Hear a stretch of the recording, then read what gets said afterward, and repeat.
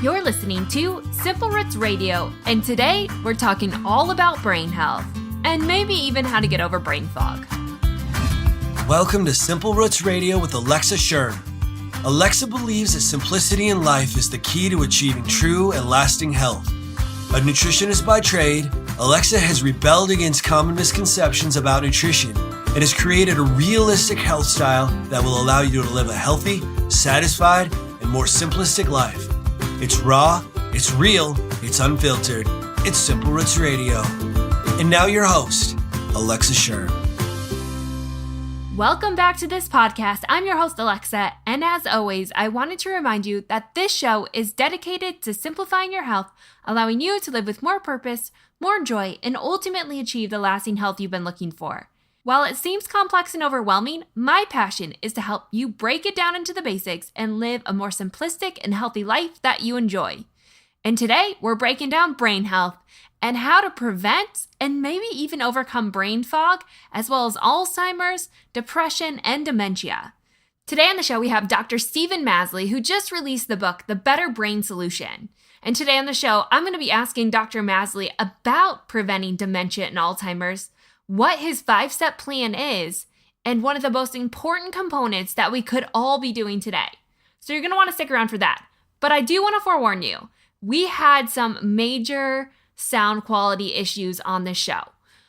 While I don't generally publish shows that have poor sound quality, I was not able to get Dr. Masley back on the show in time for you to get a free download that he has going on right now over on his site. And I wanted to make sure to give that to you, as well as provide you all of this great information.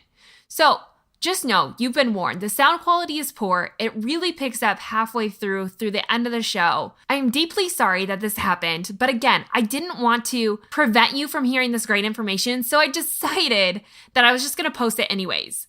I really do take great pride in having great sound quality for you, but this is just one of those times that the show was too good to throw away, so I'm posting it anyways. So I hope that you can withstand the annoying pauses that happen with the sound and just stick with it all the way through the end. I know you're going to love it, and you're going to get a lot of valuable information, because at the end of the day, don't we all want to prevent Alzheimer's and dementia and those scary brain things that really can hold us captive and takes people way too soon? So I'm honored to have Dr. Masley on the show, and I hope you love this just as much as I did. So today, we're going to get right to the show. Welcome to the show, Dr. Stephen Masley. I'm so excited to have you on. I'm delighted. I think I'm really happy to speak with you. I have been wanting to get someone on that's a brain expert, because this topic is becoming a really big issue. And we see so many people, and even in their early years, starting to struggle with brain loss and dementia, Alzheimer's, and all this stuff. And now we're starting to see the connection between maybe diabetes and other things. And I haven't had an expert on to really dive into that. So I'm so excited to get you on and talk about your newest book coming out, The Better Brain Solution. But I want to know, what led you to this point? Well, in my clinic, I see people they're mostly working professionals. They're busy. They're, burning the candle at both ends. And they don't have memory loss, but they want to be sharper and quicker. They want to be more productive. And we do almost 100 measures of aging in our clinic. We look at their bone density, their, cholesterol and blood work. And importantly, we look at their brain function. We do detailed cognitive testing, looking at memory and brain processing speed and overall cognitive function.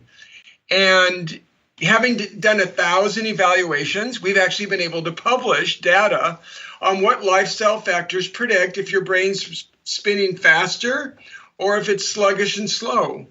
And now we have hundreds of people who've actually improved their cognitive performance by 25-30%. I mean, that means we've actually given them a computer that ran 25% faster, they could get more work done. That's huge. So we have fantastic results. We've even done randomized clinical trials showing we can make the average person's brain processing speed 25 to 30% faster. So knowing the program works, it just seems essential to me to help people make a difference, because I think more people, and you just said it, Alexa, more people are having brain fog and they feel more mentally sluggish, I think, than ever before. Even people in their 30s and 40s, this is becoming common. Right. And And so let's break down, why is it more common today? Or are people just living longer? I have the argument of the life expectancy is longer, so of course we're going to see more of this stuff, but people are getting it earlier and earlier. So is it really have to do with the insulin resistance that's happening, or is there a bigger picture going on? Well, you're partly right there. I mean, to some degrees, if you just look at Alzheimer's rates, end stage dementia, part of it is because people are living longer. But the biggest part has nothing to do with age. It has to do with something we call insulin resistance. And let me explain what I mean by that. If people eat too many refined carbs like sugar or bread, any form of flour for that matter, their blood sugar levels jump up and their insulin pushes that sugar, that glucose into the cell at store energy. Eventually, if you keep eating too many refined carbs, your cells are full. You stop listening to insulin and you become insulin resistant. Well, on the outside of your body, you just grow fat. If you're eating too many refined carbs, you'll grow more fat. But your brain cells are unable to use. They shut down. When brain cells are insulin resistant, it stops you from being able to use your brain. Let me give you an example. If I was to do a brain scan on you, a PET scan, we measured your brain cell blood sugar metabolism. How much sugar could your brain cells burn? Your brain would you're sharp. Your brain would probably light up like a Christmas tree. We took an average person who ate the wrong foods. Their brain would look dead quiet. It would be black instead of lighting up because their brain's unable to use energy. So that's why they're sluggish and they have brain fog. And their brain is slowly but steadily dying and shrinking over time. It's pretty scary to think that even 30 to 40-year-olds are experiencing shrinkage of their brain today. Right, yeah. But I think that's a reality. Mm-hmm. Okay, so when we talk about insulin resistance, often, you're going to find that on your blood panel, but the number, right, the high end, are they saying that the high end of normal is still just as damaging, obviously, as being in that insulin resistant? That's a good point you're bringing up. So normally we think of diabetes as your fasting blood sugar is like 126 and above. Mm-hmm. A normal blood sugar is 100. But even if you're 95 or 97, you could be insulin resistant and your brain can't use that energy. And so this is a lot of people. It's 50% of baby boomers and 30 to 35% of all adults insulin resistant. So at least a third of 30 to 40 to 50-year-olds have insulin resistance and their brain's sluggish and their brain is literally shrinking. They don't have dementia yet. It may be years away, but they're not working at their full potential. And it's hurting their quality of life, their productivity, and they're slowly, injuring their brains without even knowing it. Yeah. And so you're telling us, though, that we can get that back, right? Like, absolutely. So how far gone? So someone like, say your parent is struggling with Alzheimer's, or dementia, can you reverse that? Or is there a point when it's too far gone? Well, think about it. When you have Alzheimer's, your brain is basically shrunk from a grape to a raisin. Mm-hmm. I don't think it's realistic to say we're going to bring someone back from Alzheimer's to a 30-year-old brain. Right. That is not realistic. Can we? No, I think we can improve their brain function and we can stop their decline or at least slow their decline. But the problem is when you wait that long, they're so tired, they're worn out, they can't think clearly. It's hard for them to make the right choices. So my goal is not to, so yes, we absolutely can help people with Alzheimer's disease and dementia. But to say you can make them normal again, I don't think is a realistic claim. But we can help them, definitely. Mm-hmm. My goal is to help prevent people. I think we can prevent we can prevent at least 60% of dementia and Alzheimer's disease, maybe up to 90% if people do everything right. And, so that's profound. Right. But the key is, not only are you preventing a problem in your future, but you're going to feel better starting today. You'll be sharper, quicker, more productive, less forgetful starting today if you start my 5-step program. And let's talk about that 5-step program. What are the 5 steps to the Better Brain Solution and why are each important? Well, food. I mean, it all starts with food. Food heals or food kills, depending on what you're eating. Nutrients. There's some essential nutrients it's just crazy to be without. Activity, we need physical activity. It's super important for our brain. Stress management, I mean, if you have high cortisol levels, it shrinks your brain, so we need to proactively manage our stress.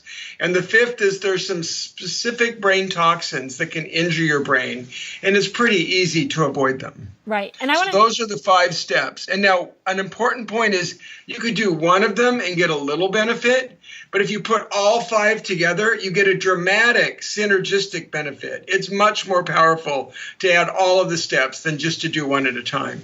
Right, right. And I want to talk about the toxins of the brain later on, but I first want to keep going with this food. So we know that insulin resistance obviously is a factor of sugar, but is it sugar alone? It's sugar. It's any form of grain flour. It's potatoes. It's corn.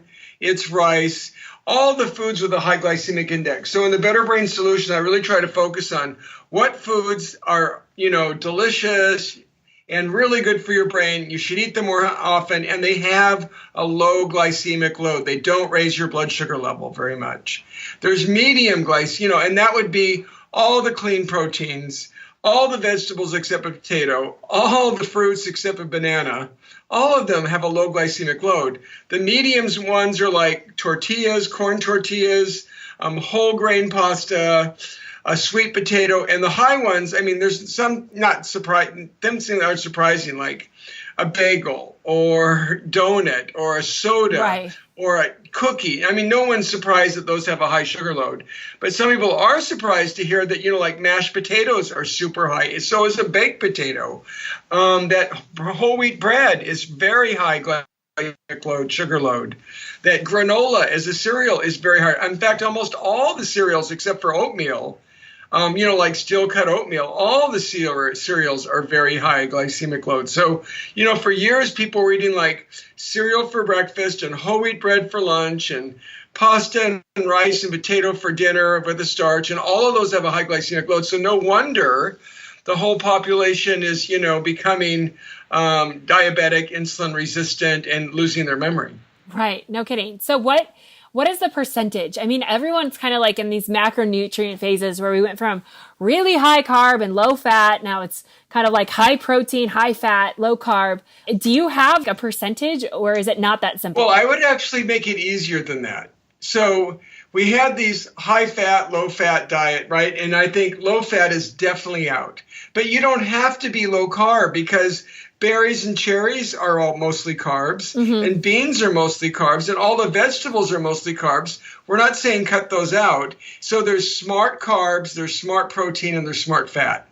That's a lot easier, and that makes a lot more common sense. Right. So it's not about high fat, high carb, low carb. It's about the right protein, clean protein, the right carbs that have lots of nutrients but don't have sugar load, and the right fats. That's what it's all about. Right. And let's talk about fat for a second, because fat's gotten a bad rep. I mean, it's kind of coming back into the picture, but there is still a lot of confusion on what's good, what's bad, like what should I eat more of? And some people say like we should be adding a lot more healthy fats. What's your take on fats? Well, I, wrote a book called Smart Fat, and that I think people need more smart fat, especially for your brain. Your brain is like 60% fat by weight, and 40% of the brain is actually long-chain omega-3 fats like we get from seafood. So they did a recent study, and they compared a low-fat diet with a Mediterranean diet where they added extra virgin olive oil or they added extra nuts. And if they added nuts or extra virgin olive oil and asked them to eat more of them, their cognitive function got better, their memory got better, and they had less memory loss over time. The people in the low-fat group, they had increased memory loss over time, decreased brain performance. That's not good. Right. So low fat diet, depression worse too. There's a strong link between depression, which is super common, especially in women in their 30s and 40s. Very strong between depression and memory loss later in life. So I think we really need to abandon this idea of low fat. There's definitely fats we want to avoid, no doubt about it. But we should be eating like avocado and extra virgin olive oil and nuts. And we should be getting things like wild salmon, sardines, sole, mussels, oysters. And if you're vegetarian, not to worry. You can get the same long-chain omega-3 fats from eating seaweed or taking a DHA supplement that comes from seaweed. Just a pill a day. I mean, you can meet your needs either way, but we definitely need fat for our brain. Mm-hmm. Right. And when you talk about these nutrients, so explain the difference between your idea between foods and nutrients, because they're separate on your Better Brain solution. Well, let's take green leafies for just a moment. So green leafies are almost all carbs, right? There's a little bit of fat, there's a little bit of protein, but they're like 75 to 80% carb when you think of green leafy vegetables. And if you eat 1 cup of green leafy vegetables, your brain on average is 11 years younger than someone who doesn't eat them. That's crazy. 11 years, that's a lot. So would you rather have a 41-year-old brain or a 30-year-old brain? I mean, that's a big change. So yes, we should have them. And the nutrient and green leafies don't raise your glycemic load, your sugar level at all. So you could eat, I could not eat, buckets of them, but you could, and it wouldn't raise your blood sugar level. So those are carbs that don't raise blood sugar. They have, they're loaded with B vitamins. They have vitamin K, they have fiber, they have calcium, and they have those pigments. The pigments are really powerful. So if I was just give you an example, people who eat more greens or beets, another pigment, or dark chocolate or cocoa. We're not talking milk chocolate, just dark chocolate. And, if we add tea, all these plant pigments protect the brain and actually are associated with better brain scores. Even coffee. Even decaf coffee, it's not the caffeine. The pigment in it helps, and the nutrients help improve brain function, preventing against memory loss. So we want fat and we want plant pigments because those are like the 2 of the most important things we eat for our brain. But on the Better Brain Solution program, are you still recommending supplements on top of just food alone? Yes, absolutely. And you're not going to get any vitamin D from that. Mm-hmm. I mean, there's almost no vitamin. I mean, you can get vitamin D from an egg yolk, but you'd have to eat 40 egg yolks a day. No one's going to do that, Right. Not going to happen. I mean, you could drink milk, but you'd be between 20 to 30 cups of milk a day. No, you're not. It's just whether it's soy milk or cow's milk or almond, it doesn't matter. Nobody's going to drink. You're not going to get it from food. Right. I mean, B12, we don't, once we get older, once we're past 40, 50, we don't absorb B12 very well anymore. So we need extra. And you're not going to get extra unless you take a supplement. To get 50, 100 micrograms a day, you're not going to get it from food. Magnesium, 70% of Americans eat well don't get magnesium. These, so vitamin D, B12, magnesium, those are essential. The long-chain omega-3, you could eat wild salmon 2-3 times a week, you'd be good, but a lot of people don't, so they need a fish oil supplement. And if I picked one more, I'd probably say a probiotic. Those healthy bugs for our gut to help our microbiome. Now, some people, have been eating really well for years, and they could probably just, eat sauerkraut or kefir or yogurt, or, if they don't do dairy, they can do natto or miso, other probiotic sources, but most people are not going to get an adequate probiotic unless they meet their needs. So we definitely need some supplement sources. And if I can give you one last one, curcumin, that's the extract from turmeric, the curry spice.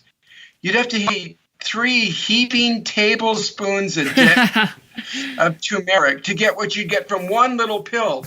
And curcumin is really, it lowers inflammation, it probably helps prevent against cancer, and it's really good for our brain. So, I mean, there's just some examples of supplements that are going to help. They're not replaced, they're supplemental. So when you talk about insulin resistance and these supplements that help reduce it, is this really Alzheimer's, dementia, depression? any of this? Is this an inflammation issue or is this a hormonal chemical issue? Well, like perimenopause, menopause, premenstrual syndrome. When your hormones fluctuate, it changes how your brain cells function. So women, especially those with hormonal significant fluctuations, a lot of women, when they go through menopause, as an example, feel mentally sluggish. They have fog when they're going through it. Their brain is, one way of saying it is it's rewiring to accommodate to these new hormonal changes.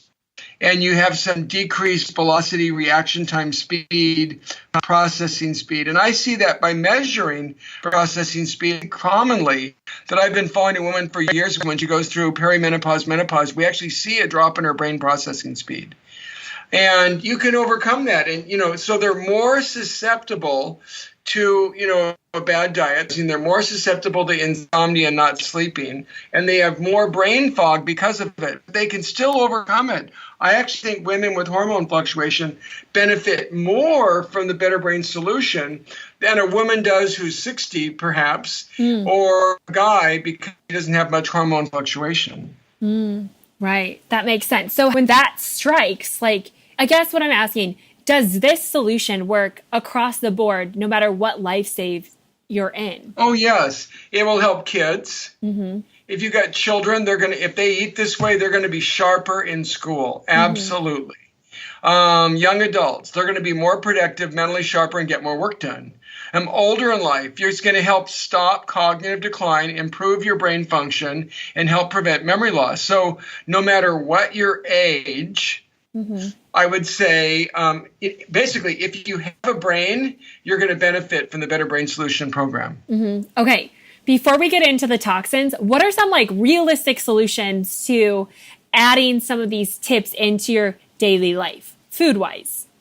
Well, that's why I put in recipes. I'm a physician, nutritionist, and I did a chef internship at the Four Seasons. My goal is to make food easy and quick to prepare. It tastes delicious. Those are the really goals behind a recipe. So I give people food. So I list a dozen foods to eat more of. And so your goal is say berries and cherries. I give you, whether it's blueberries or black or raspberries or cherries, whether fresh or frozen, which one do you like? Then I give you some recipes to use them more often. That makes it easy. Does that make sense? That totally makes sense. So when you went for your chef experience, what were some of the interesting things that you learned? Because I feel like there are some people are just scared of the kitchen. These changes sound great, but how do we get them? And I appreciate the fact that you added recipes in. How do we get people to make that transition into, healthy eating? It's really not as difficult as it seems. Well, look at breakfast. Breakfast is a really good option. One option, super quick and easy, is a smoothie for breakfast. Protein, protein powder. It could be whey protein, and if you're dairy intolerant, it could be like a rice pea protein blend. You can put it in a blender. You add some in berries or cherries. You pour in almond milk, unsweetened, and you push, and in 2 minutes you have breakfast. If a person doesn't like eating greens during the day, here's a really easy tip. Grab a handful of frozen spinach or kale, throw it in there, and if you've added cherries or blueberries, you won't even know it's there. You won't taste it. All you're going to taste is the cherry and blueberry and the protein powder, whether it was vanilla or chocolate. That's it. You're not going to even notice you had green leafy. So for people who don't like greens, that makes it so easy. That's just a practical way of getting a ton of brain nutrients all at once. And it only took you 2 minutes. Right. Yeah. Simple things. And like you said, inside your newest book, you're going to have a ton of recipes that are going to help people really break that down so that they can incorporate that into their life and make this simple. Because at the end of the day, that's what we need is simple, realistic, convenient solutions. And that's what your book is. For busy people. Most of my patients, men and women, they work. They're full time. They have kids. They have families. They're literally burning the candle at both ends. Right. They're looking. So here's my advantage. I've been working with people who are very busy, productive, trying to get more done in life, who are trying to be efficient. And I've been working with them for 15 years, and they've been my, what do you call them, guinea pigs. For lack of a better word. Right. It's actually a pretty good one. I've been experimenting on them, and every year I try to make my program easier. Yeah. Instead of making it more complex, every year I'm trying to think, what can I do this year that's going to make it easier for people to follow this and get better results? And I've been doing this for 15 years, and the results are pretty amazing. My average patient is literally younger, trimmer, fitter, mentally sharper. They're preventing heart disease, they're preventing memory loss, and they feel great. It's even good for their romantic life, their sex life. And what's wrong with that? Right. All positive things, right? Okay, Yeah. The last thing I want to break down is the toxins in our brain. I had gone through a health struggle where I got exposed to mold and had a reaction that kind of set my body in a tailspin. And there was huge implications with my mind. And this has to be a bigger issue, or it's got to be a growing issue, because as I've studied this and learned more about it, I mean, it's becoming, to me, it's just an explosion of people who have myotoxin issues or just toxins, but yet we don't associate that. So what is your take on toxins in the brain? Well, anyone who's having brain fog or cognitive dysfunction should think of the common toxins out there. So you already hit one of them, mold. I mean, there's a urine test we can do to check for mold, but it's pretty expensive. It's like $800 to do a battery of tests to see if you've been exposed to mold. It's much easier to try to clarify, okay, is there mold in my house or my house? Do I have a leak in the roof and there's mold growing behind a wall? So anybody with memory dysfunction should at least think, I have toxic mold. They might, and take steps to look and correct that. Another really common one is mercury. People, out of convenience, eat a lot of tuna, grouper, snapper, swordfish, these big mouth fish. That's happening a lot. So it's, I think, super important to, if you're having cognitive dysfunction, check your mercury level or stop eating tuna, grouper, snapper, swordfish and bass, and focus on salmon and sole and flounder and trout and other smallmouth fish that don't eat high in the food chain, don't have so much mercury. But here's another one. A lot of people are doing paleo these days, right? Right. And with paleo, with the paleo time period, there were no deli meats or sandwich meats or hot dogs or bacon. Right. None of them were processed meats that they sprinkle chemicals on to extend their shelf life like they do today. So today they sprinkle nitrosamines on these things. We've known for years they cause cancer. And more recently, we realized that they increase blood sugar levels and insulin resistance, the number one cause for memory loss. But now we've really recently identified in studies that if you just give small amounts of nitrosamines, like what someone might get from eating bacon each day, going to a restaurant, they cause Alzheimer's disease in lab animals because they're neurotoxic.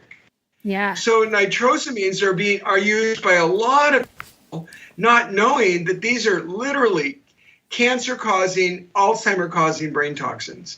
And we've definitely got to get people off of nitrosamines. And you can still eat some of these foods, but they should be pasture-raised, organically fed, and nitrosamine-free, not nitrosamine pesticide-enriched.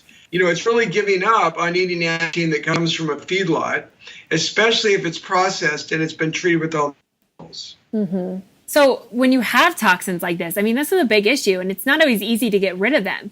What is the solution besides just eliminating whatever the source is, how do we detox that from our body? Yeah. Well, number one is to stop the source, because detoxing it won't do any good if you keep ingesting it. Right. So if we shouldn't be getting high mercury. One, we shouldn't be getting BPA or that. BPA, don't eat BPA canned food. Don't eat foods wrapped in plastic or drink in plastic containers. Certainly don't cook with plastic containers, for heaven's sakes. Right. It kind of melts like cheese into your food. So getting rid of plastic and BPA canned linings and mercury and nitrosamine. Right. And probably all the other solutions that you have in the book, like the food and the supplements, will naturally help increase that detoxification pathway if you eliminate the source. So, I mean, it's all working cohesively. Detox. You could go to partial intermittent fasting for a week. You can sweat, with the sauna. You take curd and milk thistle and other herbs, during a week, once or twice a year. I think actually it's pretty smart to detox for a week, once or twice a year. And I did a whole plan for detoxing in the Better Brain System. I think by far the most important is to stop eating obvious toxins that are in our food, in our brain. Right. That's easy to do. Right. The simple solution is just to stop the source. Okay. I just have a couple more questions.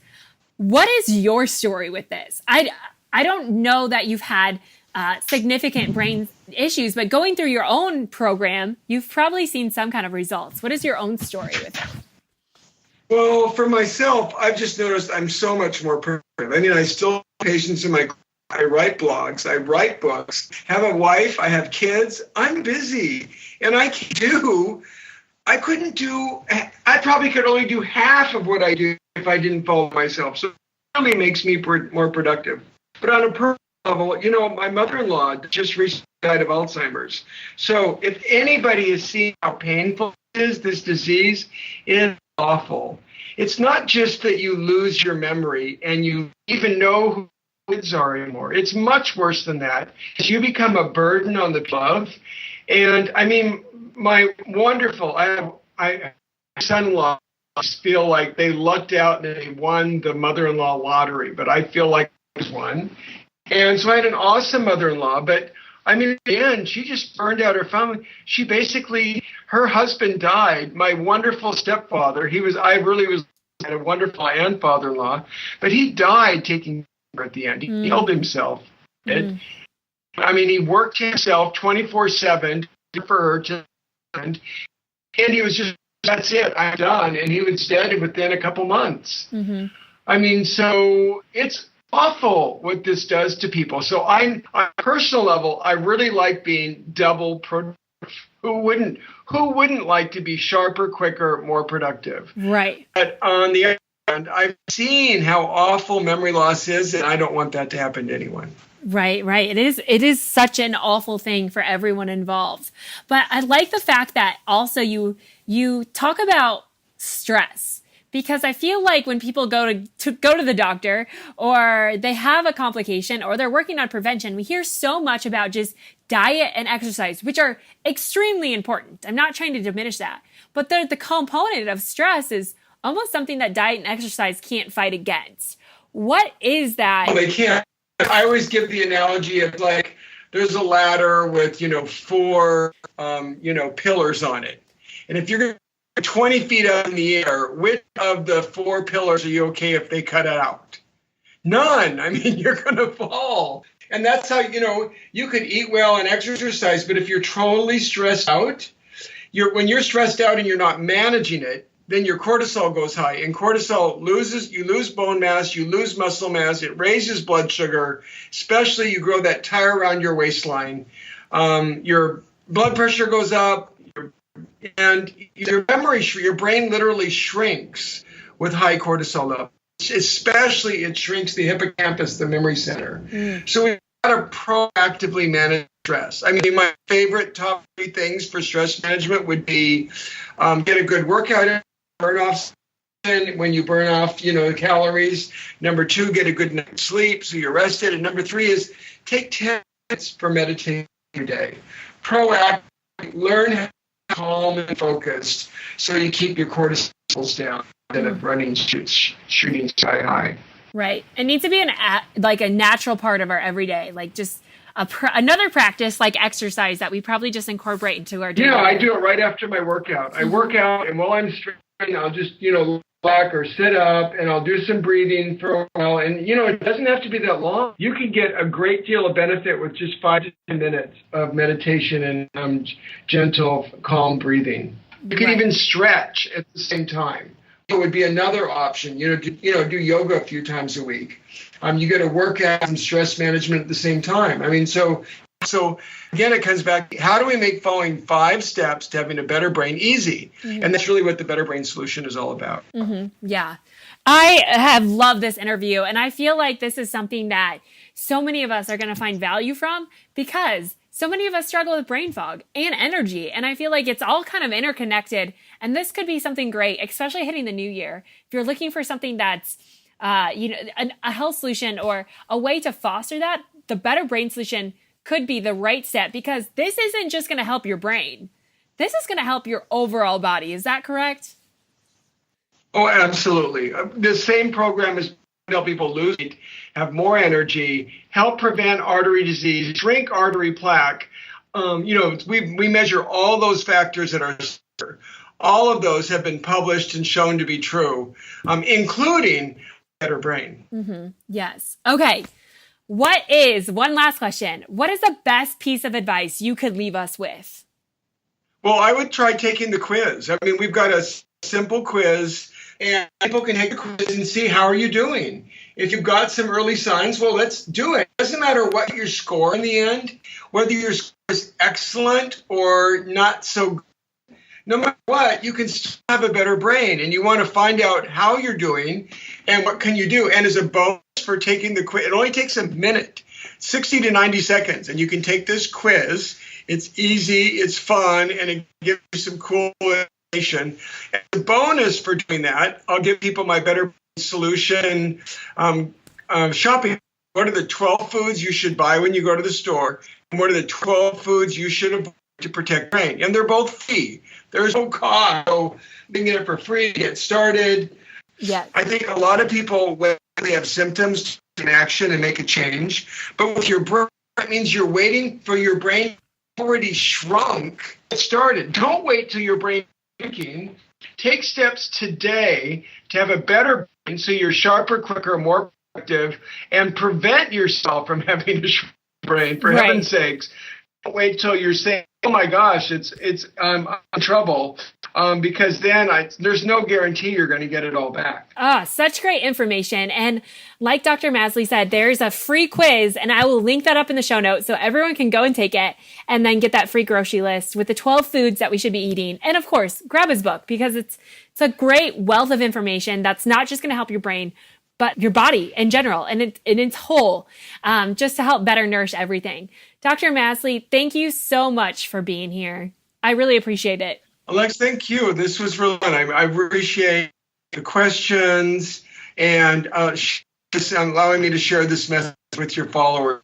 I'm really grateful. Thank you so much. Yeah, I can't see how your book changes the way that people live and ultimately their brain health, which we all need. So thank you. I was so honored to have Dr. Masley on to talk about the Better Brain solution, because he's been around the block a few times and I've seen so many people who've struggled with dementia, Alzheimer's, and brain fog overcome this, and I know you can too.